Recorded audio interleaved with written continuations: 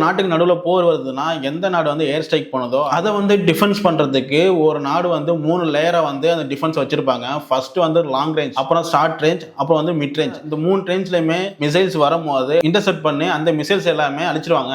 இதுல இஸ்ரேல் கிட்ட என்ன லாங் ரேஞ்ச் டிஃபென்ஸ் இருக்குன்னா Arrow long range defence system வச்சிருக்காங்க. அதே மாதிரி ஈரான் கிட்டயுமே லாங் ரேஞ்ச்ல இருந்து வர மிசைல்ஸை டிஸ்ட்ராய் பண்றதுக்காக S-20, S-30, Paver 373 இந்த மாதிரியான லாங் ரேஞ்ச் டிஃபென்ஸ் சிஸ்டம் கிட்டத்தட்ட 2000 கிலோமீட்டர் இல்லைன்னா 3000 கிலோமீட்டர் தூரத்தில் இருக்கிற மிசைல்ஸை கூட ஃபைண்ட் பண்ணி அதை வந்து இன்டர்செப்ட் பண்ணி அழிக்க முடியும். 100 கிலோமீட்டர்ல இருந்து ஒரு 300 கிலோமீட்டர் தூரத்துக்கிட்ட ஒரு மிசைல்ஸ் அட்டாக் வருதுன்னா அதை வந்து இஸ்ரேல் இன்டர்செப்ட் பண்றதுக்கு இவங்க கிட்ட டேவிஸ் ஸ்லிங் டிஃபென்ஸ் சிஸ்டம் வச்சிருக்காங்க. இதே மாதிரி மிட் ரேஞ்சில் ஈரான் வந்து ஹாக் 4.15 இந்த மாதிரியான மிட் ரேஞ்ச் டிஃபென்ஸ் சிஸ்டம் வச்சிருக்காங்க. க்ளோஸ் ரேஞ்சில் ஒரு மிசைல் அட்டாக் வருதுன்னா இஸ்ரேல் கிட்ட அயன் டோம் இருக்கு. இந்த அயன் டோம் வந்து ரொம்ப அட்வான்ஸான ஒரு டிஃபென்ஸ் சிஸ்டம் வச்சிருக்காங்க.